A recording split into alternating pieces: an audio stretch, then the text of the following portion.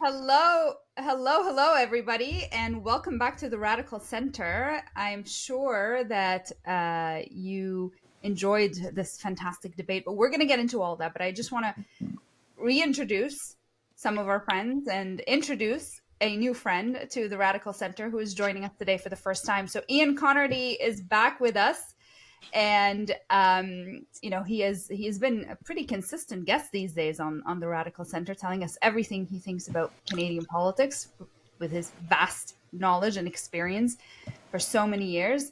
And we have Jake Landau joining us today for the first time. Hopefully it won't be the last time. Let us know, Jake, if you'd like to come back or if we make you just, run for. Well, we're having fun so far. That's good. Jake is the host of a podcast called It's Getting Pretty Late with Jake Landau, and he's also the author of Jake Landau is Getting Tired. And I love those titles because they're pretty fun.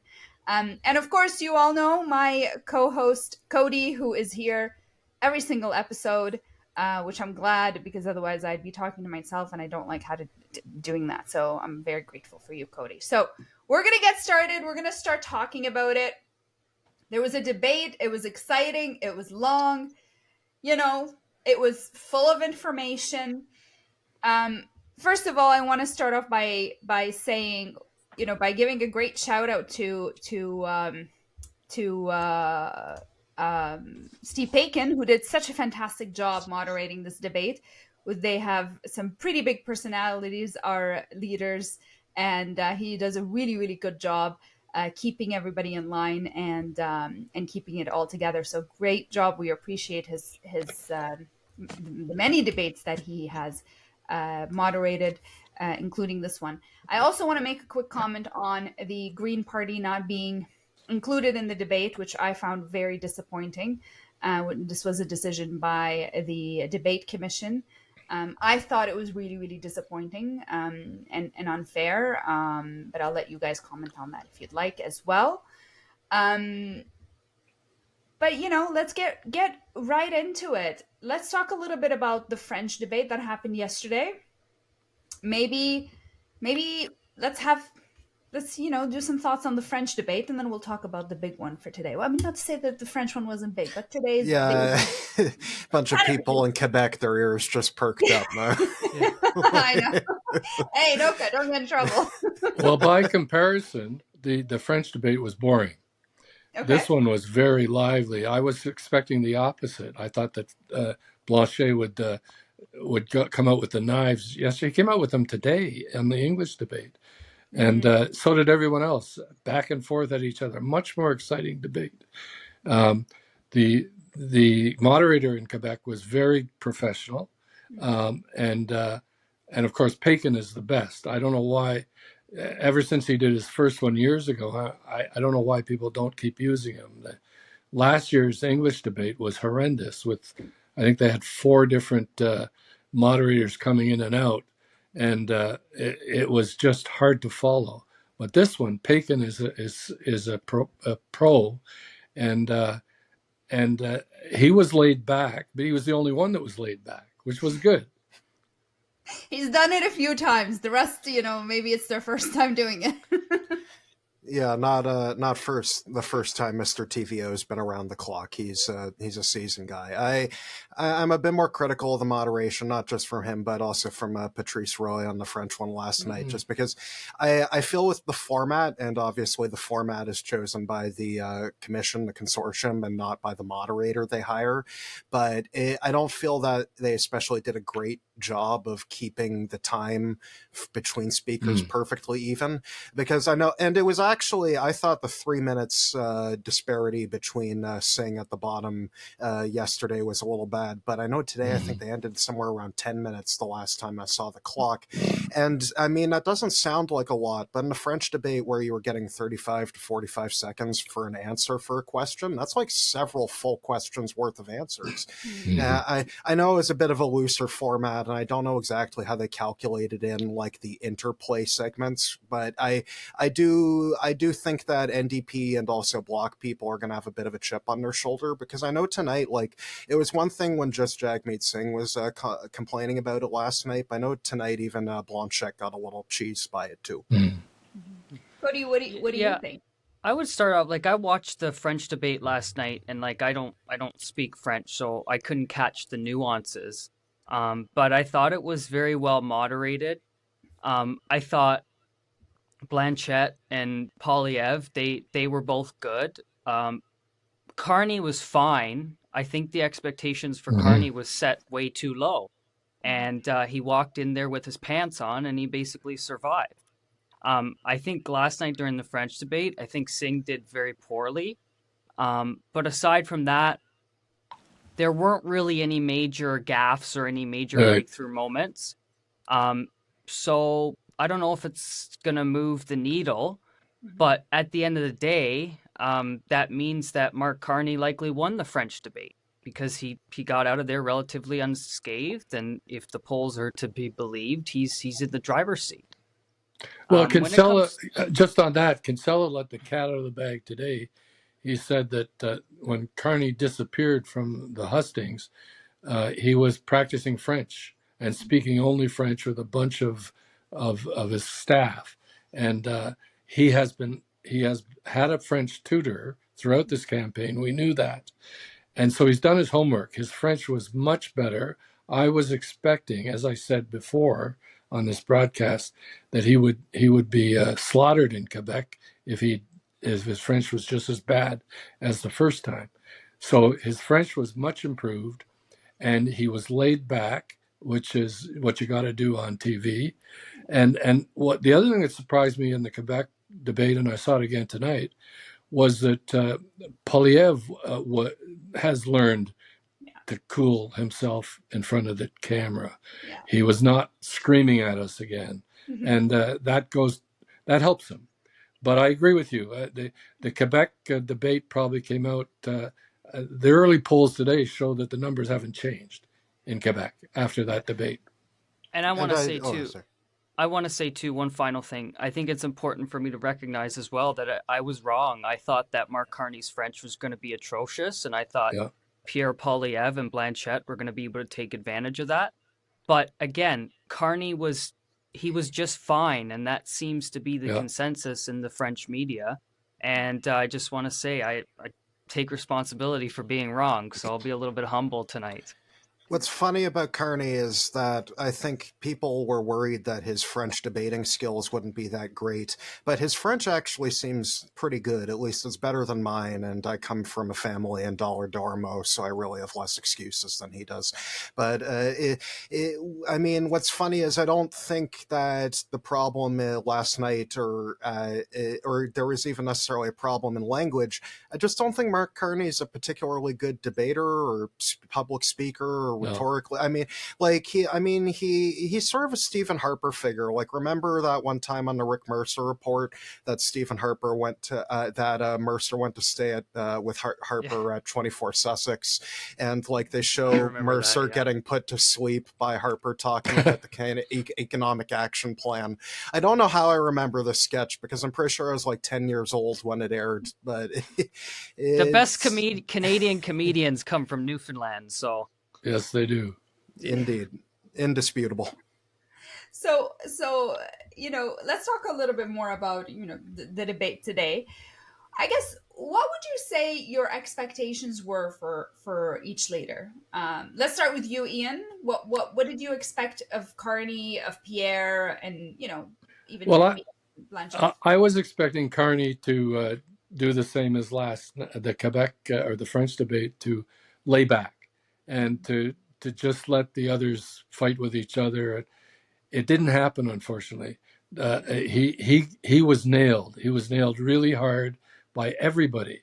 In fact, in the French debate, I was surprised that Singh went after Polyev. He's not going to win any votes back by attacking Polyev, because his votes are being sucked up by the Liberals in BC. So he changed his tack tonight. And he strategically he went after the right guy, because he's got to pull those votes out of Liberal hands That's where they're going. They're not going to Polyev, and Carney was untouched last night. He just stayed there, looked like a statesman, and deflected everything. That changed totally tonight. He was not able to deflect the way he did last night, and he was nailed a few times, I thought. Yeah, I agree with that. I agree with that assessment. I thought Carney would bring it, and he did not. He came across to me as an over explainer. Like he was just explaining everything. You're sitting there with a professor and they're explaining to you how things work. But that's just not for the debate stage. That's not the point. This is not class. So I think I think you said it really well. I think, was it Ian or Jake who said it, that he's just not good at this stuff. He's not a great speaker. Yeah, it's not a strong suit. I mean, that's fine. It's like I don't think it's the most important part of the job, quite frankly. But some people just aren't as good at stuff like wit and rhetoric. And I mean, you know what? I'm sure there are points where Carney is, charming and he's in his flow. But it's kind of like the difference between a model and a supermodel, where a model can be photographed at a couple good angles, but a supermodel commands such a large pay because they can be photographed good at any angle. It comes naturally to more people than other people. Yeah, for sure. But it does matter. It does matter, on debate night, and it does have an impact when it comes to, potentially elections. But I think this election has other factors at play, for sure. Cody, what were your expectations for this debate? Were they met? I would say they were met. I would say that Carney, my expectations, or what I thought he should do, is he needed no major gaffes and he just needed to act like a strong leader, not get into the fray.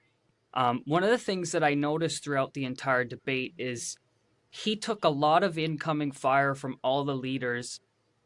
The leaders continuously tried to interrupt him and throw him off his game. And he did pause a lot, but he wasn't necessarily off his game. He continued his thought. For Pierre, he really had to go in there doing a lot of what he did in the French debate, and he has to look like prime minister, not leader of the opposition.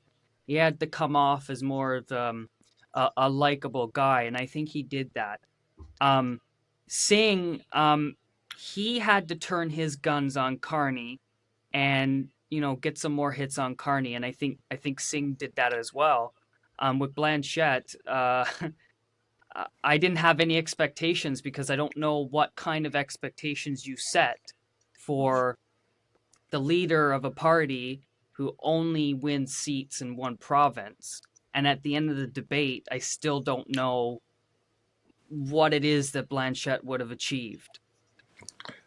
Well, my overall review of this is when I covered the first McGuinty debate when he was running for leader, and he was in fifth place, a bad fifth place. I covered it for the Star, and my conclusion after that first debate was he was the only one of the five on stage who looked like a premier, and I would say that Pierre looked like a prime minister in waiting tonight, and that's really good news because there's up to between 9 and 18% undecided, and depending on how many people watch this and the coverage after of what the analysts say happened, I think Pierre is going to benefit. Yeah, I agree with that. I think he came across softer. He came across like you said, he stopped yelling at us, and that's exactly what he needed to do. He was a little bit warmer, and he wasn't the attack dog that was getting on everybody. And he was boring too. Like there were times where he would deliver. Good. Yeah, right? No, seriously. Like there were times where he would deliver. He would deliver talking points that you could picture him in the House of Commons just screaming across the aisle. Yeah. And he was just boring about it. And I think that's again, the same way with Carney. Carney needed, stale is fine with Carney, especially like when Carney was talking about complicated policy issues, like he was fine, and Yeah. Pierre was fine.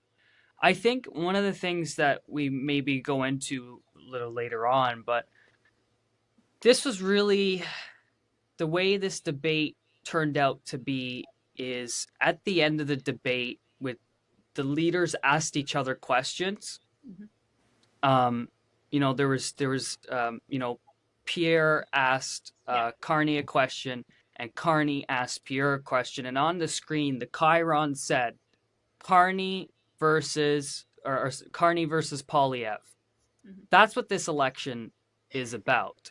Yeah. And the other two guys on the stage is just, sometimes I scratch my head and I'm like, why are you here? And I don't mean that in an undemocratic way, like we should kick them off the stage. But it's just like you have two people who are competing for the job of prime minister, and the other two people, I'm not sure what they're running for. I don't know if anybody else got that impression, but that's kind of what I got.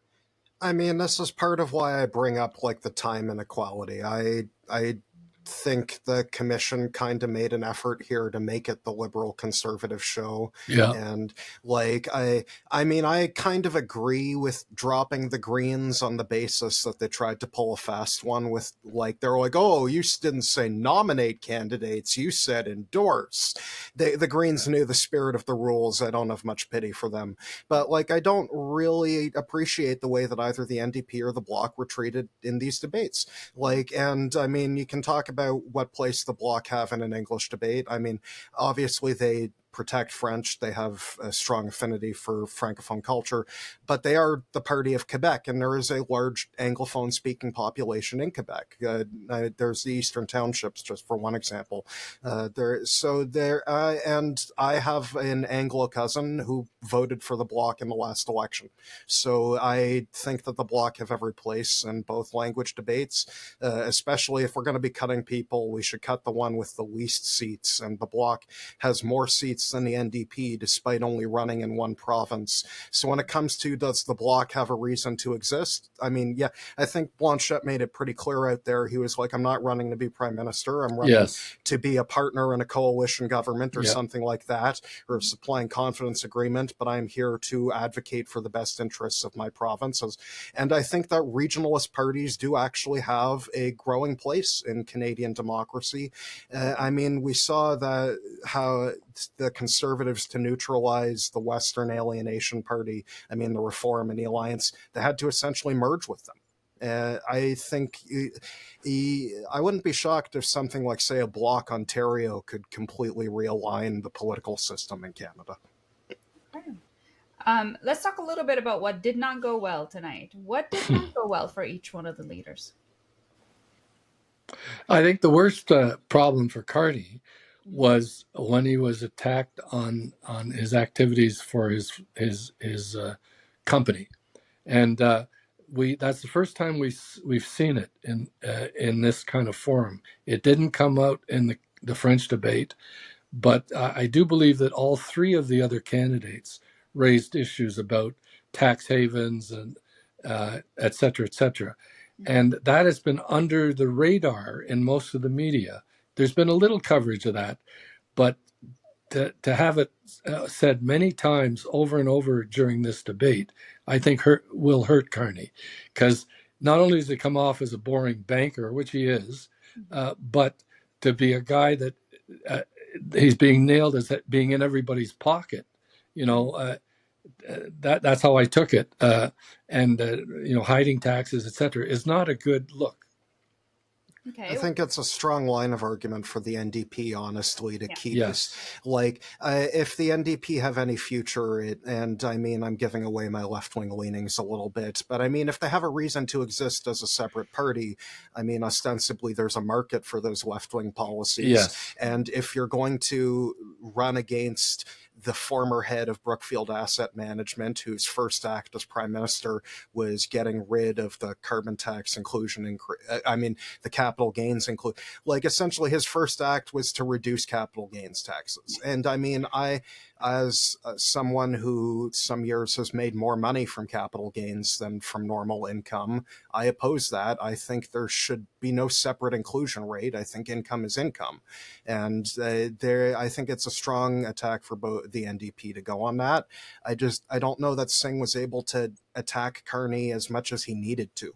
I do think like he targeted Polyev a little, but I know, and I know something that I may have taken away from Polyev's intended prime ministerial image was when he kept on saying during Singh's talk about his time as housing minister, false, false, false, false. Like I don't, you can just respond and say, "Oh, that's not true." Like I don't know. It sounded a bit childish, but I don't know that anyone was particularly above the fray in that regard. There was a lot of interrupting, and I think it reflected poorly on everybody.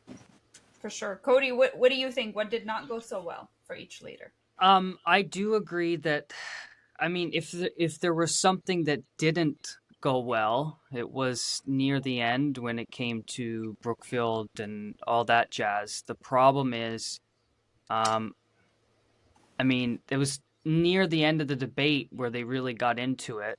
Where it was like what 8:30 on a Thursday night of a long weekend. Did people tune out? So right. So where At this least might one become person in my house went to the washroom, so I can corroborate that. right. So here's the thing: the people watching the debate, did it land? I don't know. Like we don't know yet. Yeah. If it is going to land, it is going to land in the clips that people see following the debate. And the ads and the advertising. And the advertisements. Yeah. But my first impression was like, why the fuck are you guys talking about this at the end of the debate? Like you could find a way to squeeze it in. I mean, Jagmeet Singh last night, he found a way to squeeze in healthcare and it wasn't even on the agenda. So why didn't any of the other leaders squeeze it in? Right. So we'll see what happens. I'm not sure that there was a knockout punch moment in this debate, and I'm not sure that there was something that destroyed somebody one way or another. I mean, we just have to figure that out in the coming days. Okay, let's talk about who performed the best. Who would you say was the best performance and why? It depends on whether we're talking about the French or English debate. English. In that case, I would put Polyev and Carney tied for first. I would put Singh in a close second, I think, and I would put Blanchet in third. I think Blanchet and Singh, I actually think, won the French debate last night just because they, but it's a different story with the English one. And I mean, again, like at a certain point when you have more time to speak, you are able to make more cogent points. Yeah. So, but it is, I mean, you can talk about the reasons why, but the NDP and the Bloc just didn't get what they needed to out of English. Like like I know a good comparison moment. I know on Gaza and Jagmeet Singh talking about it, whether it's a genocide and why will Carney not use that word. Yeah. He tried the exact same moment of pinning Carney on that in French and in English, and I think it worked a lot better in the French last night than it did in English. I mean, also because like Carney's not going to be fooled twice if you did the exact same attack last night. But you get the idea. It really is unfortunately a two-way horse race now. Yeah, sure. I agree. I agree with Jake. I think Pierre and Carney are tied for first. Last night, I think that in the French debate, I think that Carney won just by virtue of not losing. Right. He did the same playbook that Doug Ford did. And Doug Ford won the debate. He went on to win the election. We'll see what happens here. Polyev and Carney were very good tonight. There were moments where both of them were able to shine in their own respects. Jagmeet did a little bit better, though. I mean, I would just say fine. And then Blanchet, again, it's like question marks. I don't like, I'm sorry, but like question marks. I'm not really sure what to say, like what his goal was and what what was achieved. But I would agree a lot of what Jake said. I did enjoy his zingers and his responses, but I do agree. I'm not really sure what his strategy was. And also, the zingers were better in French too. Oh yeah, were they? Okay, I thought they were pretty good in English. Yeah, they were all right in English, but Yeah. he has a way with words. Yeah, but his strategy was certainly not clear. I don't know who he's attacking and why. I think the only thing that one of the big things I'll give Blanchette credit on both this and last night, he's given people who don't support Quebec sovereignty or don't and maybe even be Anglos a very good reason in Quebec to vote for him and its climate policy. If you are one of the voters who is upset they got rid of the carbon tax, who opposes pipelines, and who the climate change is still a large priority for, then I think Blanchette made the best case out of all four people, like hands down. I know, and even Steve Paikin was like, "Do you think Quebec can still keep their carbon tax when no other province does?" And Blanchette was like, "Yes." And I agree with him. It is politically durable in Quebec. I think it's a very different kind of constituency when it comes to environmental issues, and I don't know that the politics of trying to just cram a new Energy East 2 or whatever we're calling it, like, is exactly going to play well there. I think he could pull some people who might not traditionally vote for the Bloc. The debate prep strategy for incumbents is always the same.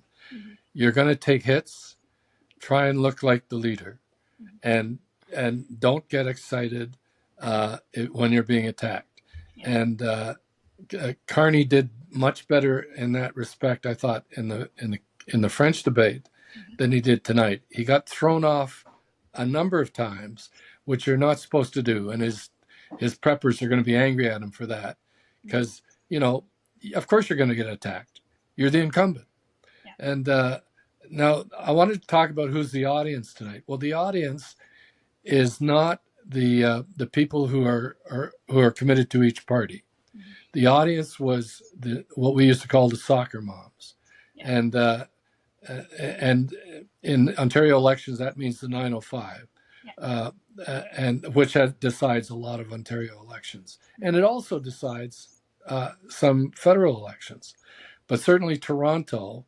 Once again, is going to decide who wins this election. And I note that the polls are tightening up in GTA, including in 905 and Toronto. And so that's who they should have been playing to tonight. Yeah. And I think they both, as Cody said, they both did well. I would rate Poilievre slightly ahead of Carney because he was not under attack and didn't screw up as much.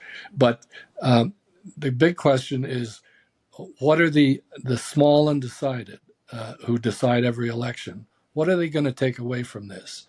And I think that the Carney juggernaut took a few hits. Yeah, I agree with that. I also would rate Poilievre slightly ahead of Carney, simply because he just didn't go off as I would have expected him to. He wasn't an asshole tonight. Yeah. Yeah. Less than usual. He took his asshole pill. Yeah. He was tranquilized, is what somebody said. Yeah. That's what I would do to some candidates I've worked for. I will say, I want to give him a horse tranquilizer. Yeah. I will say, potentially to dissent here, I think everybody attacking Carney may potentially help Carney. If we look back at the main debate for the Ontario provincial election just the other month, remember how all three of the other leaders were going at Doug Ford endlessly, repeatedly, without mercy, and all it did was make the entire debate about Doug Ford, and then the only name people remember after is Doug Ford. I wonder if attacking Carney too much in the debate may have potentially done the same thing, where Carney, I mean, all three of the other leaders used their opportunity to ask another leader a question on Carney rather than somebody else. I also don't think it was necessarily smart of Carney to use his question on Polyev and give Polyev attention, like for that same reason. So I don't know that they were very strategic in it, because if the debate is about whether Mark Carney is good or bad, then the debate is about Mark Carney, and it's Mark Carney's race to lose. Yeah, and I agree with that. Was there a clear winner? I'd give my vote to Polyev. Okay. By a horse length with the tranquilizer. Jake, what do you think? We might need to take it to a photo finish, but I just hope all teams had fun. Okay. Cody, is there a clear winner? I don't know about clear winner. I mean, I think that there are really two winners, because Pierre did what he needed to do, Carney did what he needed to do, and going back to what Ian said about the GTA and the 905, we heard a million times last year that Pennsylvania is the key to the White House. Well, Ontario is the key to the House of Commons. Yeah, absolutely. Still is. Yeah. It still is. Ontario is going to decide this election. Yeah. It is the vote-rich GTA 905, and that's the audience. Normally, when I watch debates, and I don't know if anybody really cares, but normally when I watch debates, I watch it like I just did, which is watch it live. The second thing I do is the next day I'll listen to it, because sometimes you get different impressions, right? I'll say, for example, Kamala versus Trump. I watched it and I thought Harris won. I listened to it the second day. I wasn't so sure there was a clear winner. Yeah. In the days preceding, it seemed that Trump won independents, which helped swing the election in his favor. So through this weekend, what the point that I'm getting at, the where the story is going, is those people who take in this debate through clips, sound bites, ads, or whatever, that's what people in the GTA and the 905 are going to listen to. That's what they're going to hear. So that's what really matters out of this debate, is who they think won, right? And I think that Pierre Poilievre and Mark Carney, they both have strong material to carry them through to the last week or so into the election. And now we're heading into the Easter weekend, and we're heading into advanced voting. Advanced voting starts tomorrow. Whether you celebrate Easter or not, people are going to be home, because there are two holidays where everything is shut down, and people are going to be talking about how they think the debate went with their families, and then they're going to decide from there. So, but yeah, long story short, I think I agree with the consensus here with everybody. I think I'll let Noka speak in a minute, but I think Pierre and Carney, they both of them won in their own way. Pierre maybe slightly, but it's kind of indiscernible in my opinion. Yeah, I mean, I agree. I agree with Ian. I think Pierre won slightly, like by a very little bit, but only because he kept his cool and he showed a different side of himself. He showed that he is not a schoolyard bully who, is just going to... Which he has been up till now. Not when he takes the Xanax. Yeah. So let me ask you guys one more question. Will this race change the game? Is this a game? Oh, sorry. Will this debate change the race? Is this a game changer? As I said on the last broadcast, if the vote shifts 3 points in either direction for the front runners, then Pierre will win the election. Yeah. And I think he can shift a couple of points tonight, but will he shift enough? And will Carney therefore drop those same 2 points? If that happens, then we have a horse race going up until election day. And, I hate to say it, that something like 10% of voters decide when they're casting their ballot. That's been the history. And who knows? I mean, I've been in so many elections that I often say, I don't know why the hell people vote the way they do, but it's, if that happens, and we'll see the polls in the next couple of days, if it tightens up, then Pierre has a chance. If not, then it remains Carney's victory. Yeah, for sure. Jake, what do you think? I don't think it will particularly change Liberal support or Conservative support. My entire question here is honestly what happens with the Bloc, because I know we're talking about the 905 and Ontario is the decider here, but there's a very big asterisk on that. What happens if, I don't know if we have updated polling after last night's debate. What happens if Quebec voters are happy with what the Bloc has put forward for them? What happens if there are seats that go Bloc, more seats that go Bloc, or you get the idea?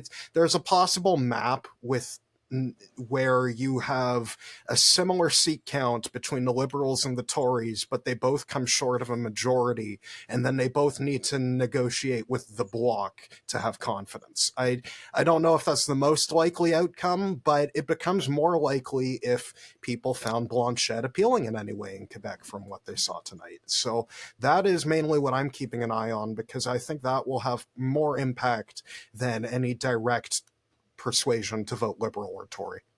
Well, I agree with that. The Bloc is now sitting about 22 seats, and if they can get back to their 34, they're taking it all from the Liberals.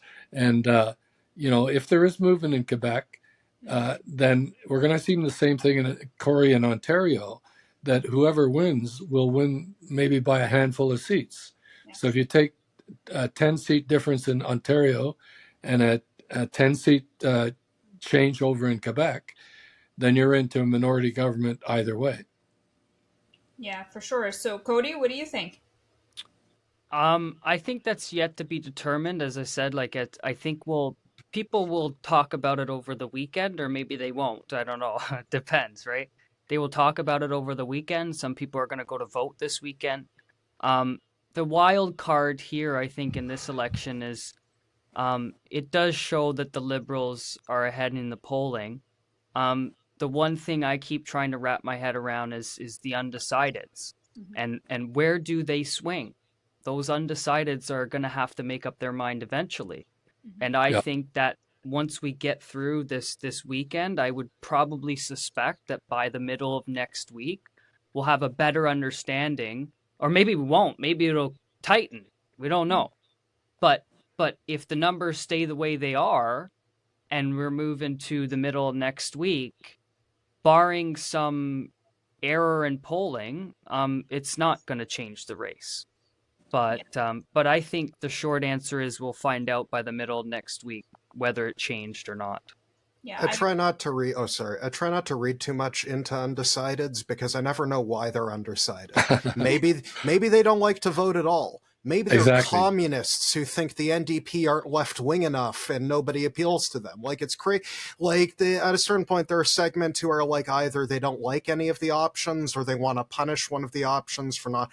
Like, I know a person who stopped donating to the Alliance when they merged with the PCs to form the Conservative Party. Like, there are a lot of undecideds. They may never be decideds. They may just be on the fringes or extremes of political ideology in this country, or they may be completely unengaged. Their political ideology might just be opening the barbecue every weekend with the family. And we know that a third of people never vote. Yeah. They just never vote. And in a good election, if we get 67, 70%, that's a high turnout. We've had elections at around 53 or, so, and I think Noka raised this point before, that the turnout's going to be important. Yeah. If the Tories, right now everybody's got their core vote, in my opinion. The Tories have their core 30-some%. The Liberals have their core 30-some%. Except the NDP. They've lost their except for the NDP. Yeah. which is unusual in this election. But other than that, the so-called undecided, right, some of them may be the people who never vote. Mm-hmm. And one thing I've always worried about pollsters, and I've only I only have respect for two that I know.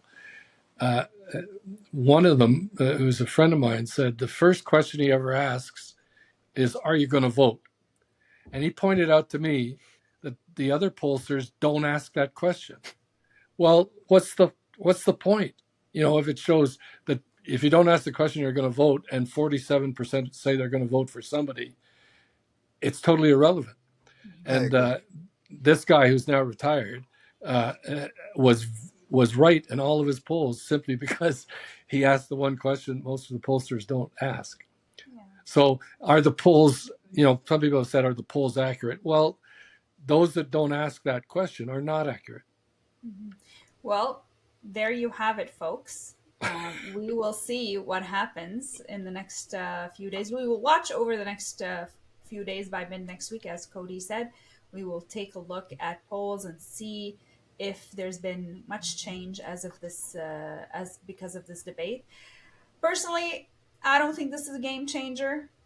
I think this is pretty, if it does, like Ian said, it'll be 1 or 2 points, which might make some ridings pretty close, but I don't know. I just don't see, there wasn't really, you know, we knew Carney was boring. We knew he was boring, right? We knew, you know, Pierre was going to try to soften his image, but, you know, he's still that attack dog underneath it all because we've seen it for so long. We knew that, you know, Jagmeet is going to, you know, be Jagmeet and try to you know, bring the NDP perspective, which is important. We want to hear that. I wasn't sure what Yves was doing, but he was doing something. But I don't see it as being this massive game changer that's going to make such a huge difference. Sure, Pierre did slightly better than everybody expected him to because, and you know, I guess we're all pleasantly surprised that he wasn't a jerk. But, the bar's in hell. But that's about it, you know. That's about it. No, we're like it's like we're surprised that Pierre Poilievre has a nice personality, and we're surprised that Mark Carney can speak in French in full sentences. Like the bar is in hell. Yes, exactly. But we knew it was boring. I think the entire country is looking for a boring banker right now to help us get through what's likable Michael Ignatieff. Yes. Oh God. No, but Michael was not. Okay, Michael was likable. I apologize. Yeah. This guy, he's an economist. I mean, politically viable Michael Ignatieff. Yes. Before we go, you raised it, so let me tell you what a pollster told me after the Ignatieff election. He did this polling for the Liberal Party during the election, but he told me afterward, he says, the polling showed that Ignatieff was the guy at the end of the block who sat on his porch and watched the kids get off the school bus. Terrible. Terrible. Mailed. But, you know, we'll see how it goes. We still have advanced polls are starting this weekend, so folks, please get out to vote. Do not forget. And you can vote on April 28th as well. That is election day. We will have a broadcast on election night. We'll do the same thing that we did for the provincial election, which was fun. So we hope you join us for that also. But yeah, thank you for joining us tonight. Thank you, Ian. Thank you, Jake. And thank you, Cody. We hope we gave you a pretty good breakdown of what we thought about the debate. If you disagree with us and you think, you know, we're completely out to lunch, do send us a comment or, you know, a message or something. Let us know. But we'll see how it goes. And yeah, have a great night. And thank you, everybody, for joining us. Now we're going to get a whole bunch of hate mail because of Mocha. I'm inviting hate mail. Bye now. Yeah. Sure.